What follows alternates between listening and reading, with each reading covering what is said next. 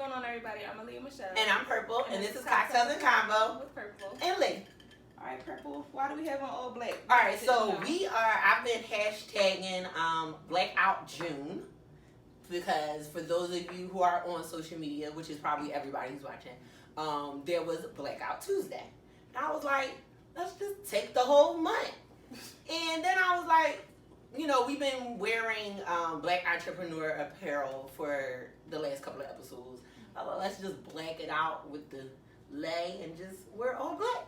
So we're going to try this for every month. I don't know how much black Lee got in her closet, but I used to bartend, so most of my closet is black. So there's that. We have a guest, as you guys can see. Hey, you. Oh, that's me. Oh, yeah. What's up? That's you. Tell the people who you are. My name is Kyle, the conductor. My mama, I love her. Eat rappers for breakfast, MCs for supper. Call me your brother. Students, I love you. Teaching you skills to keep food in your cupboard. I'm here to serve, to get what you heard. When I say what up, y'all say yer. What up? Yeah. What up? Yeah. What up? Yeah. What up? Yeah. What's up, y'all? My name is Kyle, the conductor. Happy to be here. So happy to be here rocking out with these queens. Yeah. Shout out to DJ Famous. Sips of water. So, Kyle, the conductor. What's up, though? We both go way back with Kyle. So, Yeah, it's been a minute. I know Kyle from Just Words. Oh, yeah. And he was definitely like a client when I was doing some things. some entrepreneurial things that we won't mention. But you know, and then Lee. I think we both met him at Just Words. Yeah. Oh. Yeah, it was Just When Words. I first started performing. Yup. Yeah, there it is. There it Shout is. out to Just Words. Nah, shout out to Right. Just Words. Yes. Hey, speaking of words, we gonna be talking about some words today. We're gonna be talking about a few words. What's the word? What's the word? Lee, you wanna go? Or you? Alright, you go first. All right. So thanks. So, we are also going to be having guests that are, you know, doing things in the community, trying to make a difference. If you guys remember, actually, you probably don't remember because we didn't drop that episode yet, but I have a sweatshirt that I am in love with, and I actually need a new one, so we wanted to talk about that. But it says, unapologetically black AF. I say as fuck. It can also mean... And free. It could be and phenomenal. We don't spell that with a PH, actually, now I think about it. It can mean and frank. It mean whatever you want it to be. Right. It say AF. I say as fuck. Yeah, for sure. For sure. So, but Royal Pieces is also what I know Kyle from. Yeah. And originally he was JR when I met him. I'm still J.R. You Morris. changed your Right. name like 18 different times though. I don't know who calls you what. I but mean, we can get into that. somebody said you was JR Ryder. I didn't even know that. J.R. Ryder. Never heard of that one. Oh, maybe not. J.R. Ryder, I think, is a rapper. Or, I think J.R. Ryder is a, I don't know. Not me. Is that not me? Not I said the cat. All right, so let's just go general and give us your thoughts on everything that's going on in the world right now. That's a loaded question. All right. Let's get like a little synopsis. Nah, for sure. I mean, this is a shift. It's a shift, and it's a change in the guards. Right now, we have, you see transformation happening all over the place, and it's essential that we hold on to our values, hold on to our core, hold on to our friends, and anchor down anything we see value, because the storm's coming, it's brewing, but it's happened before. I mean, every 27 years or so, the Earth and humans go through changes. So Saturn's return right now is in Aquarius, and what that means for the Earth is the last time this happened was apartheid. So 27 years ago, before Nelson Mandela was elected, 3 years after he was free from prison, he was gearing up towards becoming South Africa's first black president. So that was a significant change in that time. If you think about 1993, some of the other things that were happening in America and other places, I mean, it's monumental. So there's a big shift happening right now. Some people will take their thrones back. Power to the people, may the people have the power. Yes. And other people will fall back. And, you know, and it's about, I think it's a combination of capitalism and the haves versus the have-nots, but also keeping in mind people's racial identities and how we view ourselves. And I believe that there's a significant shift in our communities, locally and globally. Okay. Tell us a little bit about what part you have in not what's going on, but what have you done when it comes to what's going on? Because I know when it comes to like doing stuff in the community and things like that, you you've been out here since before all of the craziness that's going on now. So tell us a little bit about like some work you've done in the community. Right.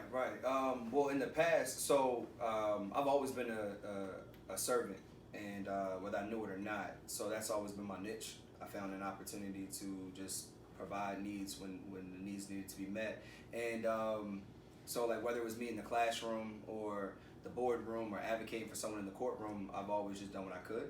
And recently, our nonprofit, the Eco Foundation, theecofoundation.com, we have been taking time to be intentional about providing food and nutrition for people that don't have. Okay. So due to some of the people get protesting, rioting, and looting and everything mixed up, but significantly the raiding, I'll call it, not looting, of supermarkets and pharmacies. So I feel like when you go for a raid versus looting is like, oh, I want some J's. Oh, I want an electronic, right? But a raid is you're going there for resources. You're going in there to take out something that you need, right? Not a want. So people raided supermarkets and forgot other people need that stuff too. Correct. So what we did was last Monday and every day since then, for at least 2 to 4 hours a day. Some days like today, it's 6 to 8 hours, but we go into the neighborhoods that don't have supermarkets and we make sure that those people have food. Okay. Specifically fresh produce, vegetables, starches, whatever they need. And recently we've been providing everything from diapers to formula to sanitary napkins to socks and whatever else people need. So it's been really dope. We started out at one spot last Monday in front of ShopRite at Fox Street. Okay. And then this past Saturday we were at 6 locations. Today it's really hot. We learned produce don't hold up well in the heat. So so we gave out water and fruit. So that's why I bought the mangoes and strawberries too, we have fruit. Because that's really, I got a car and some coolers full of fruit. So that's what we've been doing, and that's how I serve. Cool.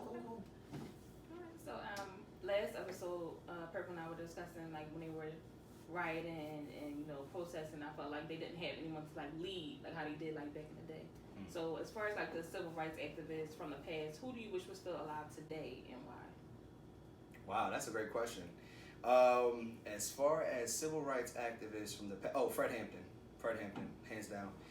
Fred Hampton, because he, although his journey was only about 3 years, and someone please correct me if I'm wrong because I'm going off the top. 3 years of forming the Black Panthers and creating all of that. Not only was he able to feed the communities, but also educate people, train them from everything from martial arts and arms to reading and writing and math to making sure the babies had breakfast. He started the free lunch program, a free breakfast program that became WIC. But not only did he do all that, but he started to have these conferences with 5,000 people from all over the country, and they came to, it wasn't about race, it was about providing a need for people that don't have, and coming together, and you saw Black and white people coming together. He recognized the importance of having allies, and not just allies, but co-conspirators. If the cops show up, we both going down, right? He did something that was so powerful and so monumental, and I think that working with those that don't have and making sure there's equity and resources, and to be so young, I think he was taken from this earth at 22 or 23. And so like that's just, I can't imagine what life would be like if we had him for 1 more year, 10 more years, or 40 more years. So as much as I love my frat brother, Dr. Martin Luther King, and as much as I have a lot of love and respect for Malcolm X, and Stokely Carmichael or and Nkrumah, like all of them, I think it's something unique about Fred Hampton that I just hope I could be 1/10 as brave and as honorable and as monumental, impactful as he is. Yeah, definitely. Is and was. So I feel like the upraise and it came to a head with George Floyd's death. Have you ever experienced racism or police brutality in your life?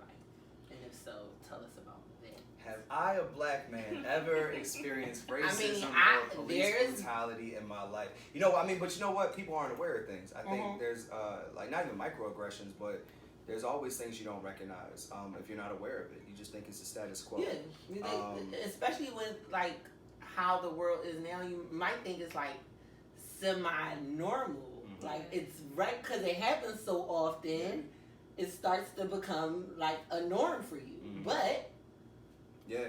And speaking of that, when we talk about the new normal, I mean, things were never normal in the first place. So, but when I think about experiencing police brutality, that's only happened to me once. I was 23, maybe. I went to a college party with my frat brothers at Westchester. I went to Cheney, and Westchester is a PWI, predominantly white institution, and Cheney is the first HBCU. And so me being there, we were there for a party, and my frat brother couldn't get in, so I'm just trying to get him in. I'm scheming or whatever, and the cop was like, "All right, you got to roll." I'm like, I mean, I'm leaving when I'm leaving. And then, long story short, I tried to he was like, "No, you have to leave right now." And I'm walking real slow. I'm being smart. Like I'm walking. So I was being an a-hole, but whatever. And he grabbed me, threw me to the ground, and said, so I'm trying to have my phone out so I can make a call or pass it to my frat brother, like, "Yo, call this number." He's like, "Put the phone down, I'm gonna tase you." And he put the taser to my back, and that was when I was like, "I have a bullet in my ribs. If you tase me, I'm gonna die.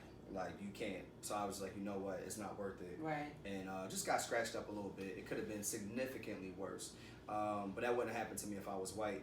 And as far as racism, I mean, I grew up in a white neighborhood in the '90s, so I've gotten when I was 9, I was in the 4th grade at Shawmont Elementary in Roxborough, and these 3 kids, 3 white boys, had chased me. They started chasing me. I didn't even get off the block of the school, and they threw me to the ground. And I remember my Walkman broke in my book bag, and it was my mom's. I probably shouldn't have had it. Walkman. Right. Wow. Yeah, it broke. And I remember they called me the N-word, and they stomped me out. And my mom and dad came out to the school the next day and rose hell. But wait, I mean, how old were you? I was 9. But I also remember little things when you're a kid.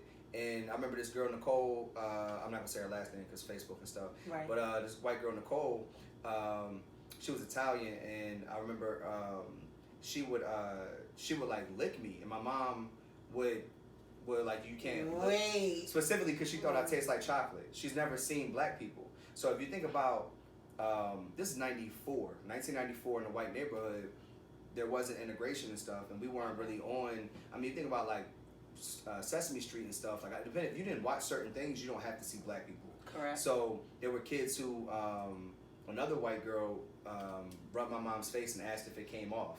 And my mom told me these stories. I don't remember most of this. I remember Nicole licking me, and I remember I had got ringworm, and that's why I remember specifically. My mom was saying, "You can't be having little girls." Nicole. Yeah, shout out to Nicole. But keep your tongue to yourself. Yes. Yes. I mean, you're grown now. Do whatever you want with your tongue. It's your business. But yeah, as it relates to that, those little things like that, or kids saying, "Why's your hair feel like that?" Saying my hair is made out of ants because it was black and it was small and it was whatever. And I remember fighting this kid and I got in trouble. And this one girl in that same school in the summer after school program when I was 7 in the 2nd grade. I'll say her name, Kelly O'Reilly. Okay. And her brother, Kevin O'Reilly. They specifically Kelly, I asked her for some sour cream and onion chips. She said no. Now I shouldn't have been begging and shouldn't have been greedy, but I wanted some sour cream and onion chips. You wanted some chips. And so she spit the chips on my face. I told the teacher. She gave me a paper towel, and that was the end of that. What? So little things like that happened in my childhood that to me I'm just it was normal, right? Growing up in a white neighborhood, those things were normal. But people hated me. People hated me because I was black, and I just didn't realize that my pop raised me to be aware of those things. So, I learned. I learned as I went along. But those were really early on. Anything after that, I mean, it was whatever. You was going there. Yeah. All right, so I forgot all about that. So when it comes to your passion about the black community and the things that you do, whether it be the community service and serving people, or coming up with royal pieces, or even down to your art form and your poetry, where did that stem from? Can you remember where you said this is who I am, I'm proud of it, I'm going to be loud about it, I'm going to make sure everybody sees it? I think that came from the people before me. So growing up, my pop, he hosted, shout out to Katie Morris, he hosted a lot of open mics and celebration of black writing. So growing up around Nikki Giovanni and Sonia Sanchez and the Last Poets, on my weekends with him, just to be at table at Houlihan's on City Line, eating chicken fingers with black ice and whoever else, and when they would be in Philly, they would stay at my dad's house. So I got to know those people intimately. Except for like Swing Chance and Nikki Giovanni, because they were like already who they were. Right. So they stayed at hotels. But him and his partner Ronnie Way, they laid the foundation in the poetry world in the '90s. So I would hear these types of poems and stuff growing up. I would see my dad work a crowd, and I knew I was going to be a host. I knew I was going to be an MC. I knew I wanted to be a poet. I knew I wanted to speak, and I wanted people to listen. But I also knew that I had a responsibility to say the right things. Right. And then as far as like going to Cheney University, like growing up in a white neighborhood, I thought I had to be a certain type of black. I wasn't black enough for my cousins who lived in North or South Philly because I spoke a certain way, and my parents took care of me and whatever else. So for me, it was just recognizing I can be black and be exactly who I am. Black is not a monolith, and that's when I discovered like being black is just lit. Like whether you're from Montana, you're from the suburbs, you're from Texas or wherever, you're black people from all over the world went to Cheney University while I was there, and still do. So it was like I just got to see other sides, and I realized I could just be me. And still be black. And still be unapologetically black AF. As fuck. So with like people with like larger platforms that have spoken up, not even necessarily just against police brutality, how do you feel about the people that haven't, with larger platforms that are black, that haven't spoken up or haven't said anything? Do you feel like they should speak about it? And for people that have responded in a not so, I guess, agreeable way, how do you feel about that? I mean, with royalty comes responsibility. So we're all royal. So I can't look at this person who has more than I have financially, economically, and has the platform and say because they have these things they should be doing X, Y, Z. Right. If I don't hold my brothers and sisters that I have access to and can reach out and touch that same standard. Right. So so that being said, I don't care what people say or do. We should not be in a position where we have to look to celebrities to speak up about these things, or people with clout or followers or influencers, whether they're selling Wake Up Now or they're selling like paparazzi or they're selling like tummy teas or whatever, right? Or they're doing it for like a makeup. Like these people have millions of followers and get you to buy things. We're all influencers. So whether you have that platform or you don't, you have a responsibility to speak up about things that matter to you. And if what matters to you is money because the system worked for you, then you're gonna protect your pockets.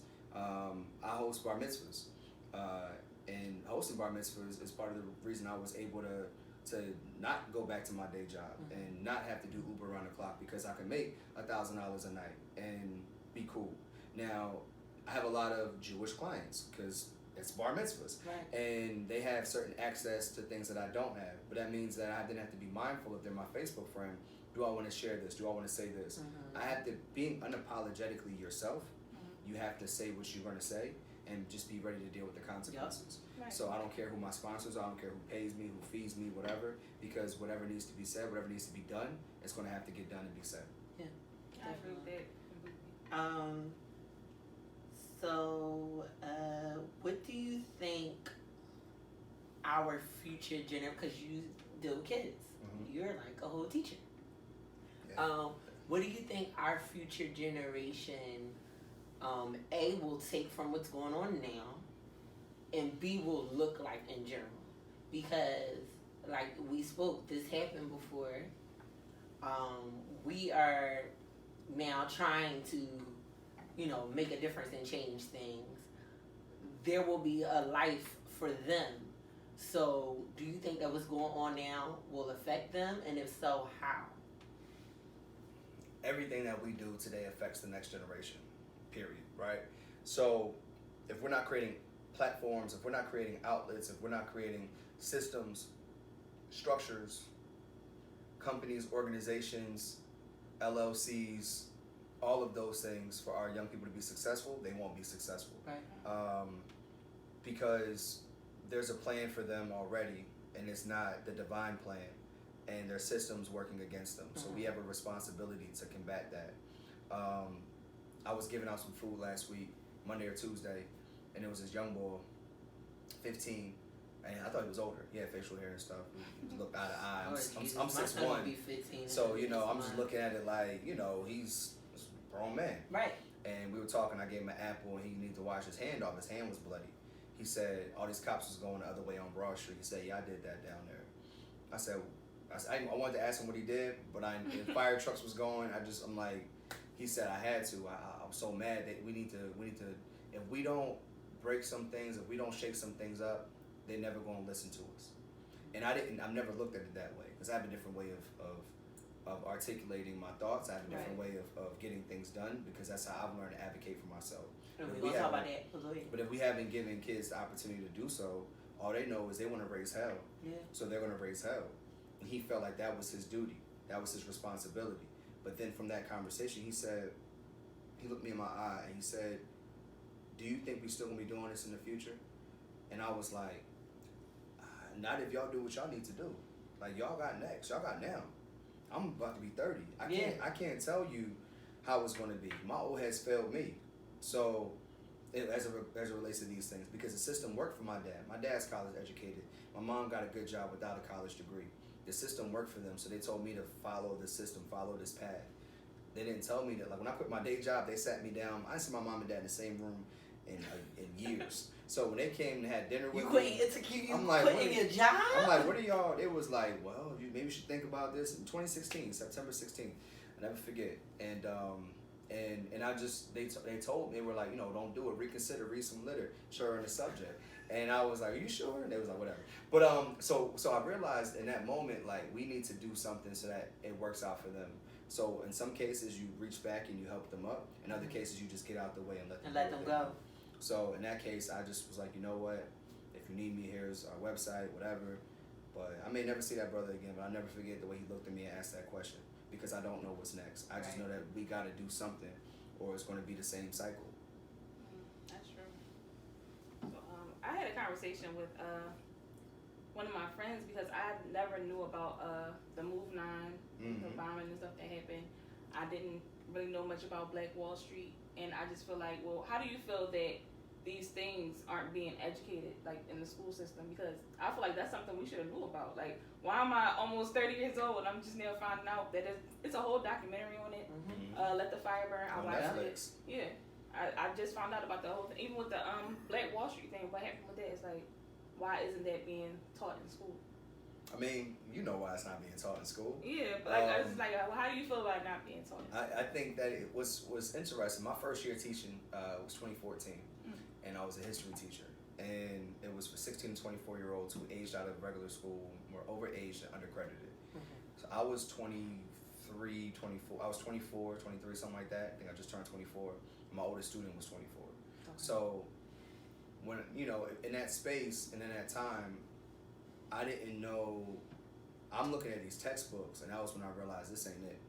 So I asked my principal, how much leeway do I have? And the documentary series Hidden Colors was what I used as a starting point to inform them on things. And I don't think I told them about the move that year, maybe the following year, but I left school because I realized whether I was a teacher, a dean, assistant principal, site coordinator, whatever I was doing within that system would only create more people that are forced to operate within it, and that won't work. Right. I've lost students to the streets, to gun violence. I've lost students that are on both sides locked up because of one girl a few years back stomped out her 4-year-old son.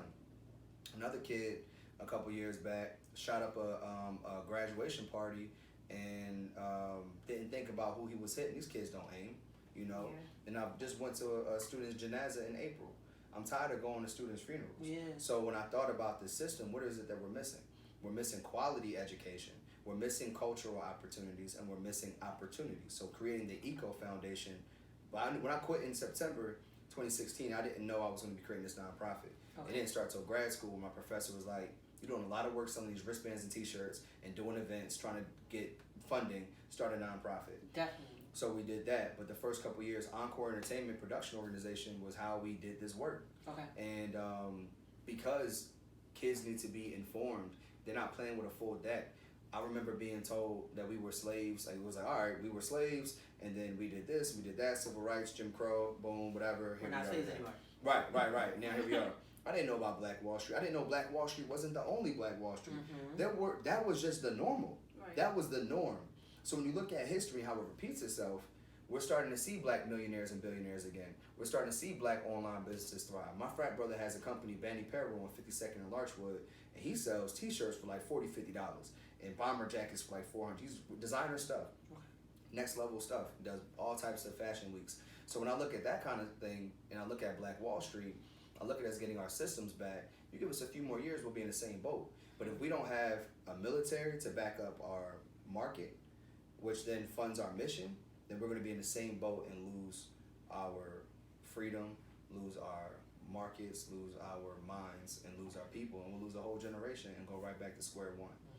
So you have to teach them about this. You have to teach them that this is why Frank Rizzo's statue needs to come down. He's the one who pulled the trigger on the bombing of innocent women and children, and 11 people lost their lives. Five of them were children. You have to teach them those things because that was only 30 years ago. We're not talking about the 60s. What's about? They had color TV, they had cell phones, they had this. They had to show them to kids, and then you have to tell them there's a kid in Philly last Sunday who died by police violence right here in the city. 18 years old. He was a violinist or a cello, whatever the cello was, or bassist or something. He went to Kappa, I think. Like, they're not talking about that. There's no hashtags. What was his name? I don't remember.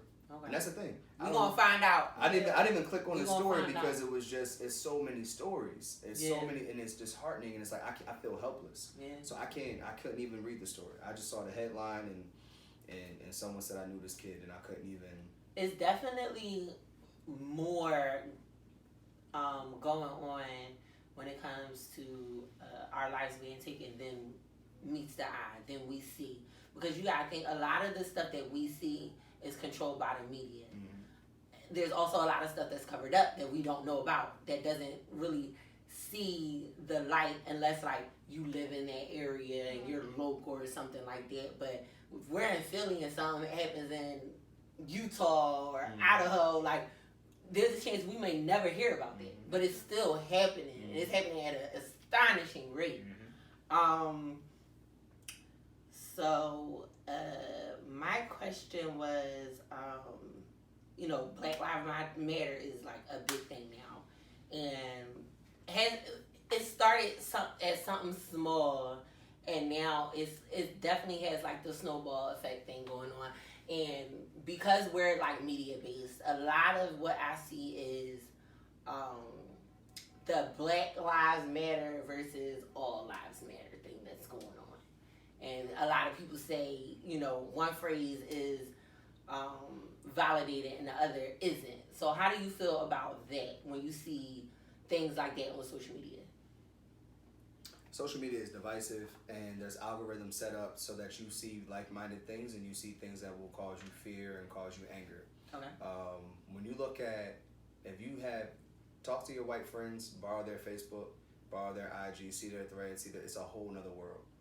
So you'll see the same way we got memes about white people not seasoning their chicken, they got memes about black people loving their chicken. So like you'll see it's a whole nother world. It's a whole nother world.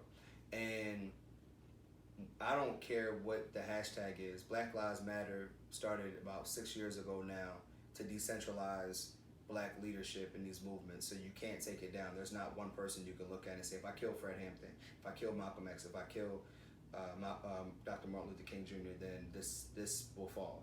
It can't fall. It was created by 3 black queer women who then were able to, like, you don't really see them like that. But in Ferguson, so unfortunate. In Ferguson, after that happened, you see D-Ray, the guy with the blue vest, and you see Sean King, and they start to be the front line. You start to see them. The face of it. But the ones who were really doing the work, they were all found dead in their cars and was marked suicide. Some of their cars were on fire. They were in their trunk. Some of them were shot. Some of them whatever. But it was all ruled suicide, and they all died mysteriously. All 6 of them, all black, all young. They were the movers and shakers. That's why you decentralize it. You can't take that person away. You can't stop the movement.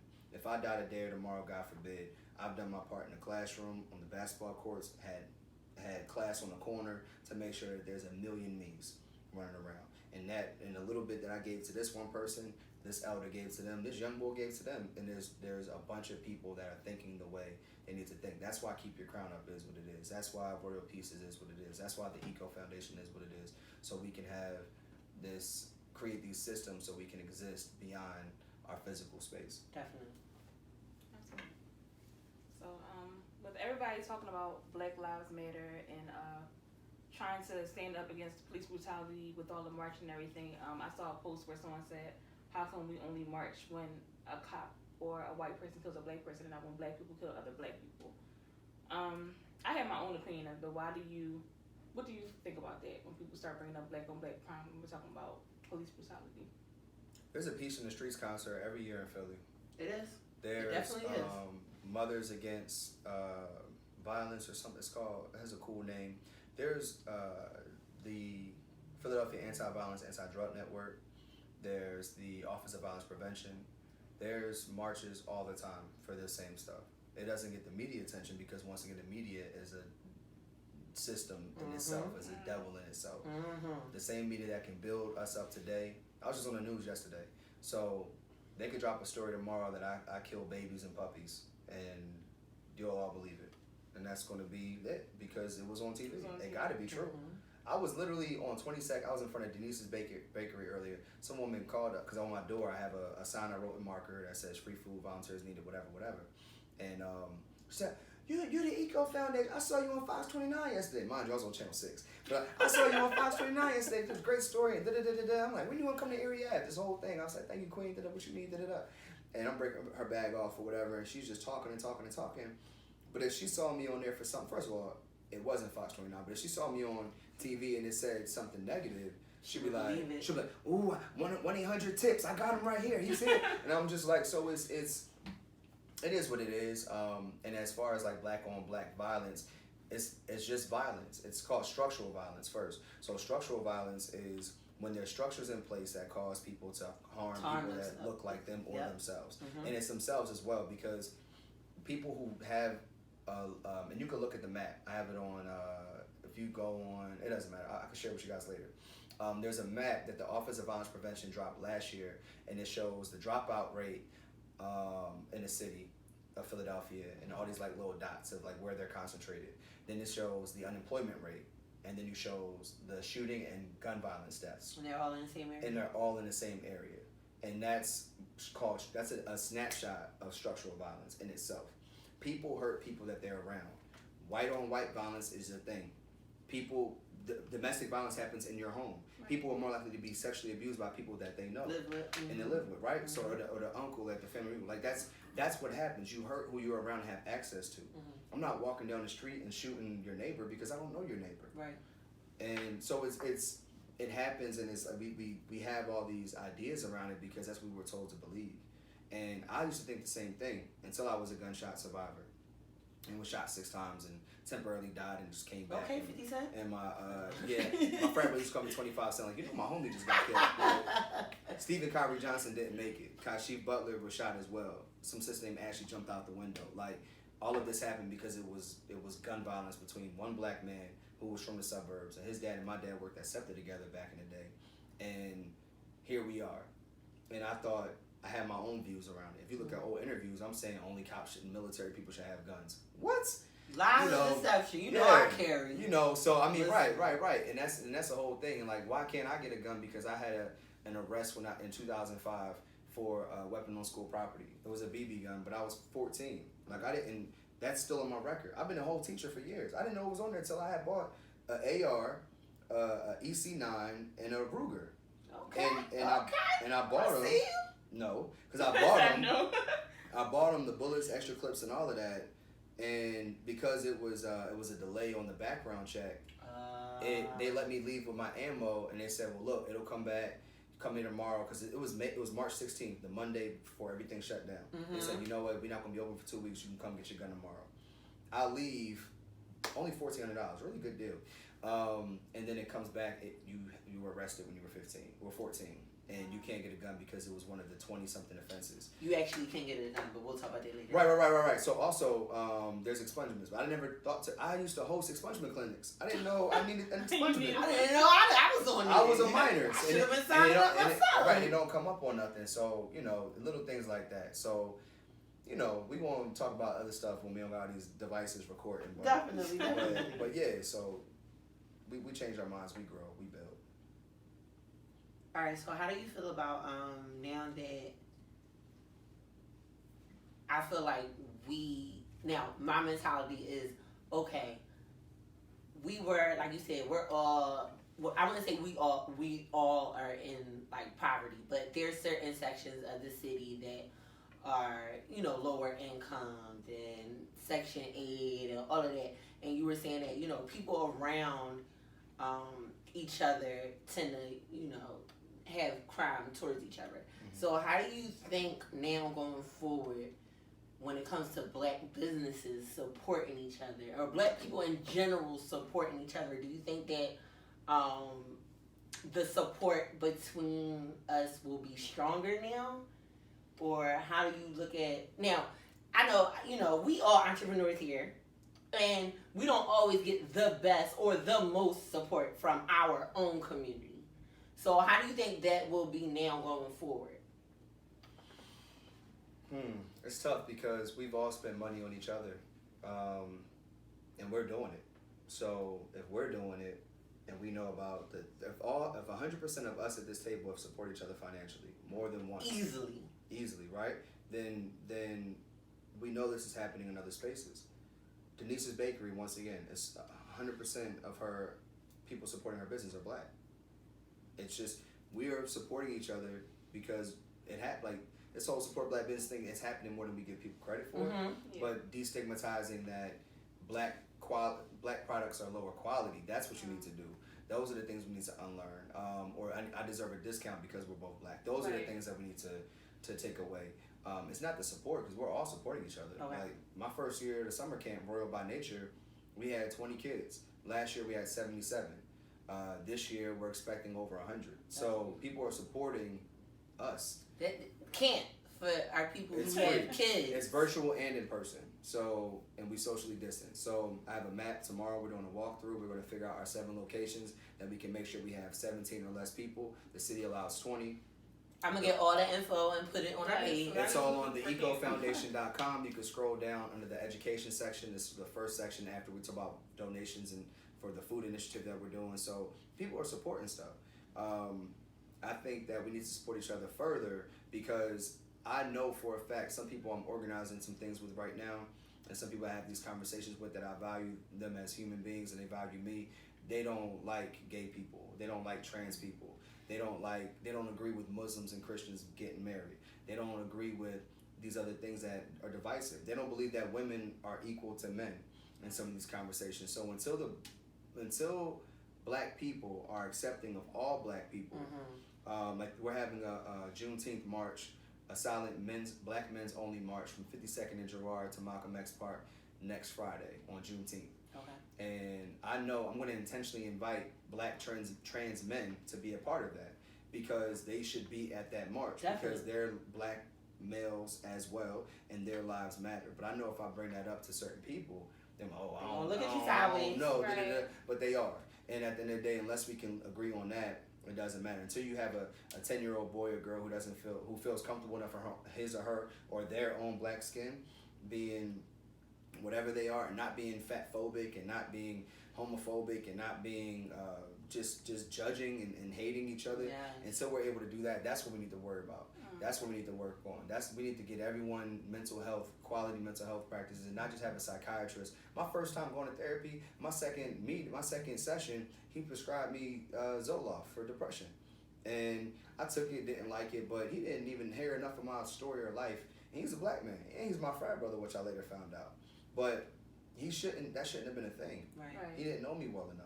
And it's just like, oh, let's sign this off, insurance will cover it. Sign them off. Mm-hmm. Right. So we have to be better as a people. We need to find quality resources. My homegirl, her name is Bella, Barefoot Bella on Instagram. She does free Reiki sessions. I don't know if you ever had Reiki, but it's like some energy healing stuff that it's like you lay on the table. It's like stones and chakras and stuff. It was my first time. I got one on Saturday. I felt really good. It was quite the experience. What's her name? Her name is Barefoot Bella on Instagram. I think it's barefoot_Bella or something. You'll find her. And she's doing right now for free, for donation based, for black people only. So check out, take advantage of the opportunity, and tip her. And she sells really good shea butter too. But of course we also shea butter and stuff. So that's the hustle. Keep that skin nice and right.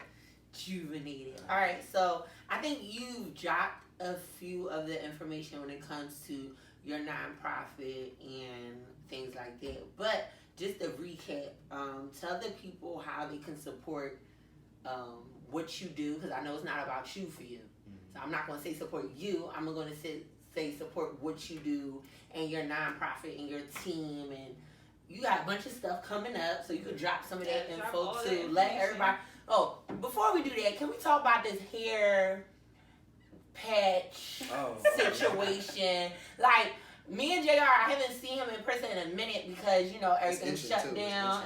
And listen, we about to get into that. And I remember, like, you posted a picture, I was like, what is that on the side of his head? And then it started growing, I'm like, oh, it's hair. Yeah.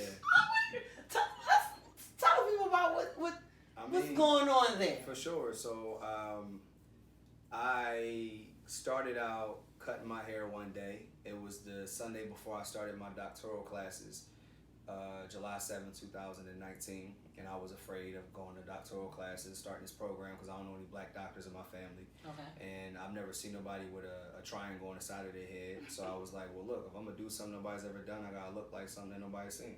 And the next time I cut my hair, that following Sunday, I let another little triangle grow in, and then I was like, my lady liked it, and it was weird, it was different. Speaking of your lady, I love her. Hey, like her, I officially, you had an event at the studio, and I like officially like interact with her, and I was like, her energy. And then I also found out that Sisters in Business Expo is something that I was supposed to be a part of this year. And I found out she was actually a part of it in a past year. I'm not sure what year it was, but I saw her in pictures. She was there. I was like, wait, I know her. But her energy is like great. She's like, her smile is huge and her eyes are bright. And I was like, I love her. Do you know what I'm talking about, Sisters in Business? No, I think we're talking about different people here. Nope, it's the same person. It's definitely the same person. I know how she looks. Oh, all right. Okay. Ask her about it. Anyways. Shout out to Negro Political on IG and her lookbook, her virtual lookbook, Quita's Closet. She's the vice president of the Eco Foundation. So shout out to her. She's dope. DeQuisha Jones. Can we turn to the side and get like a little look of the hair? Oh, yeah. So, I mean, this is what we got going on. So, in short, when I first started... It's longer than the hair, like my real hair. Hey, I appreciate that. I'm LCO, so liquid cream oil. Okay. But as far as that goes, I just did it just to do it, and I didn't know I was gonna grow it out. And I got, it sparked conversation, and it showed that I was different than the next person. It made me stand out. So it was a form of peacocking, and it was a form of, it starts a conversation. It allows me to promote my business or whatever I'm doing. And then when I discovered that in Uganda and in Ghana and Nigeria and South Africa, we grow our hair in these weird, wild ways. I've seen that. Before I was able to twist it up, it would be like these like little fro puffs type thing. I saw. And it looked like what our brothers and sisters do across the ocean. And then I found out this part of your brain controls speech. So as someone who considers myself a conductor of energy, of light, of love, of healing, I need to be intentional about the words I use and my voice and the power of those words. So these are my antenna, connecting. And right before we started this interview, I quickly said a quick prayer, allow me to be a vessel to the ancestors that move with me and as I move with millions. And I appreciate the Creator for this opportunity. A real quick thing to make sure that as I'm speaking to y'all on recording it on my phone just to have some audio just in case, and speaking to your audience and you in the room, I need to make sure that I'm speaking from a place of love and understanding, and I'm honoring those that I move with. So this hair is just a reflection of many things, and if I want to do what's never been done, I gotta look like it. So that's my royal patches. And people will look at me and laugh in my face. I had some woman in Wawa like a month ago, April 17th actually, say, she laughed in my face. I guess it'll grow on me. I said, well, luckily it grows on me. Have a great day. But people will laugh at you when they hear about your dreams and your goals. They'll laugh at you in these moments. So what I've learned is those that will laugh at you, there's those that laugh, those that look but don't care, and then those that support it, right? And that's going to happen with your dreams as well. And you got to just keep on going, because people are going to laugh at you sometimes more than they support it. And there's going to be a lot of people who never bring it. There's people I've been around that I just met or been around for a while, and they never even said anything about it. Don't follow me on social media or nothing. And it's just, good. They don't care. It's there. just Like, there. whatever. It don't affect. Is Whatever floats your boat. Yeah. Right. Listen. So Did you have anything else to add? No, I think that's all my questions. I think that was it too. Now we can go into all of your info and telling the people about all of everything you have going on for sure. and how they can help. For sure. For Yes, sure. That's how they can part. help. How can they find you? Y'all might see us giving out fruit somewhere. Gotcha. You know. Well, look, I'm on Backpage. Daddy Long Leg 60. No, I'm just kidding. Nah. I deleted that account. No, just kidding. So, but no, seriously. That was a table. That was the leather. I didn't fart. That was leather. But if I did, I'll let y'all know. Nah, you can honestly start with the ecofoundation.com. THEECO, theecofoundation.com, and you'll find out about our current initiative and drive. And not only are we providing food, we're also looking for young people as young as 10 years old to be nutrition ambassadors for their block. So they would figure out how many older people they have in their neighborhood, who has limited mobility. How can we, just fill out a quick survey. We'll drop off the food. They're responsible for bagging it up and delivering it. In addition to that, we go over. I have a 12-year-old and a 14-year-old that need something to do Your with their 12-year-old lives. will make $5 So we an will hour. definitely be in Your contact. 14 will make $7.50 an hour. We will So, definitely be in contact. Yeah, for sure. And the goal is just to, one, also give them the classes behind that. So they become a part of Royal by Nature Summer Experience. And this summer is called the Summer of Social Discovery. Okay. And that's social discovery. So the whole point of that is, all right, how much do these mangoes cost? We get 8 packs of strawberries for $5. If we get $100 in donations, how many strawberries can we distribute to our block? So we get into the business, we get into nutrition, and we get into the advocacy. You gotta get these kids something to do. Yes, so they're not they just need it. 15 They need it. breaking glass because Yes. they're upset. Yeah. That's the Eco Foundation. We also give out we give out a micro grant every month of $100 to $500. No one's applied the month of June yet, but in the past we've paid for everything from festivals at the end of Ramadan. We've paid for software so people can edit music. We paid for microphones. We paid for LLCs. We paid for books to get published. Paid for whatever people need that they can then give back. That's what we're about. Okay. Every month. It's at the opportunity section on our website, theecofoundation.com. Find out about all things Kyle the Conductor at kyletheconductor.com. And whether you need an MC, a host, a poet, an advocate, a curator, a consultant, whatever you need, kyletheconductor.com. If you want to buy some stuff, I haven't really been pushing Royal Pieces because as much as I enjoy it, it's not, it just doesn't align with my purpose in the way that I need it to be right now. But royalpieces.com, peace like PEACES. And then last but not least, keepyourcrownup.org. Keep Your Crown Up is the t-shirts, the stickers, the wristbands, the keychains that we're pushing at the moment.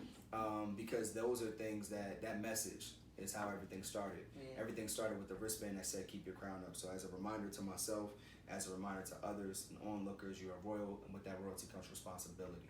And how else you can support me is by supporting yourself, drinking water, going to therapy, taking time for yourself, recharging, checking on your strong friends, being mindful of the things you consume, and loving yourself and loving each other. And that's how you can help me the most.